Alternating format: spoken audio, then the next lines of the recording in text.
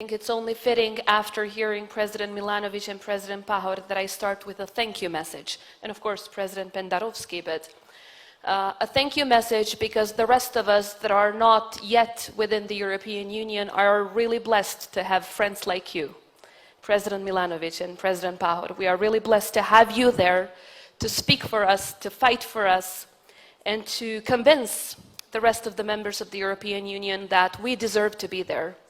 We deserve to be there because, not just because we are Europeans, not just because we share the same values, but because we are also there up for the challenge, up for the reforms. Secondly, when it comes to the prospects of Ukraine as well as Georgia and Moldova getting the candidate status, obviously Kosovo believes that granting the candidate status to these countries, as it was said before, is a geopolitical decision of a great importance that sends an important message to everyone in Europe and beyond, that we stand with the values on which the European Union was founded, and therefore having Ukraine, Georgia and Moldova there is also an added value for the European Union, apart from being an extremely important message for those countries that have chosen the right path. Because right now, it should be clear for every one of us, and we keep saying it in every single forum, that the path to Moscow and the path to the EU do not cross. They should not cross. They have never been more apart from one another than now. And no one can walk on both paths at once. And that's the least that the EU should expect of us. So those of us that have chosen the right path, not just through statements and speeches, but we're also walking the talk, should get a clear perspective, a clear message, but most importantly, clear action and clear decisions from the European Union. And I believe the June summit is a great opportunity from that. So a positive message towards these countries. I think it's also a positive message for the rest of us that also a decision on the Western Balkans is a geopolitical necessity and a geostrategic decision that the European Union needs to take. Obviously, there's a lot of frustration in the region because a lot of waiting has been happening. And just imagine, Kosovo has been waiting for almost 5 years since the European Commission decided to support visa liberalization for the country. Thousands of our youth, brilliant youth, they missed their orientation day, their graduation day, their PhD defense day, because they can't get a visa appointment. It is as absurd as that. This is a great injustice towards the people of Kosovo, which should end.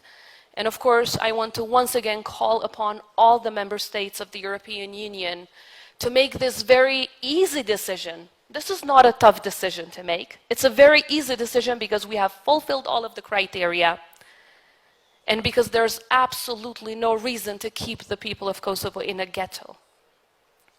And secondly, when it comes to the candidate status, obviously, of Bosnia-Herzegovina, which we hope Kosovo will also get soon since we are planning to apply for this year, we believe that the time was yesterday, but we really do hope that this will also be seen from the prism of understanding that the more space that the transatlantic partnership, especially the European Union, the more vacuum the European Union leaves in the Western Balkans, the more maligned Russian and Chinese influence that there will be. So I think the situation is very simple. You want to fight Russia and Russian influence? Recognize Kosovo. Recognize Kosovo's independence. Allow for visa liberalization to happen. Support Kosovo's candidate status as well as Bosnia's candidate status. You want to fight Russian influence? Support North Macedonia and Albania moving forward. You want to fight Russian influence? Well, support Montenegro moving even higher than it has so far. You want to fight Russian influence? Well, you have to also fight their proxies in our region. you also have to fight their proxies in our region. If members of the European Union really want to be clear on their fight towards Russian influence and Chinese influence on their own soil, because we are European soil, they need to be honest and clear and stop the appeasement policy, the active appeasement policy that sometimes is taking place against Russian proxies. Honesty is extremely important, which is why we believe that the clear message that Chancellor Scholz has given, both in Kosovo as well as in Serbia, that Serbia must recognize Kosovo, is the way forward. Because mutual recognition, as we all know, is the only solution that can bring for long-lasting peace and stability in the region. Therefore, I will conclude with this. The EU must stand united on three main fronts.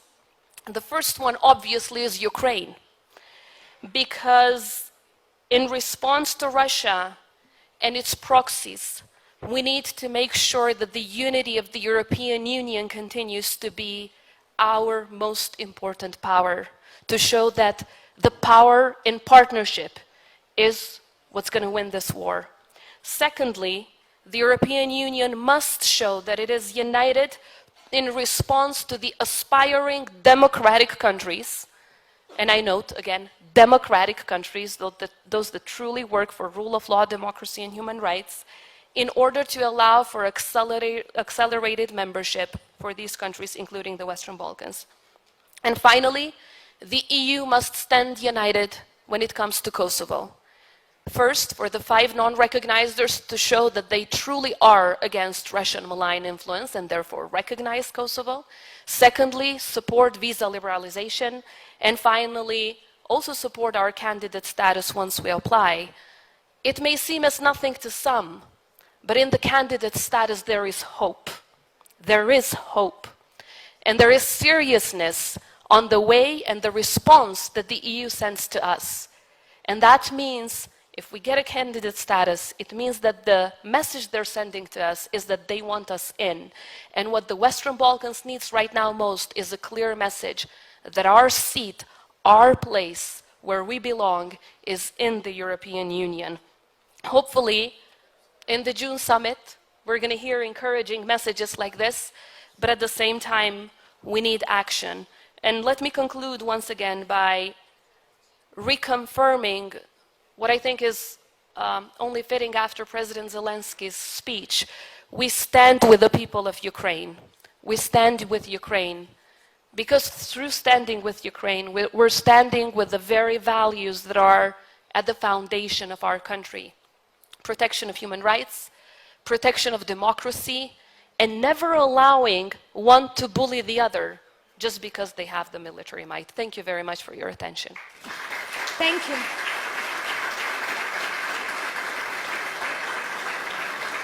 Thank you, Your Excellency. But if I can ask you, if I can follow up with a short question, what do you think are the risks or the potential consequences of member states continuing to hesitate with regards to the Balkans?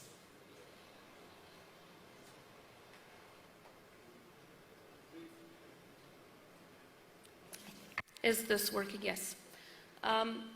I think the evidence is there very clear, and the members of the European Union should simply look at it, analyze it, and see it. It is extremely clear from history that whenever the European Union and the United States of America, the transatlantic partnership that we so much rely on, have left vacuum, as I earlier said, for other forces, obviously these other malign forces have used it. We have seen it in the past decades.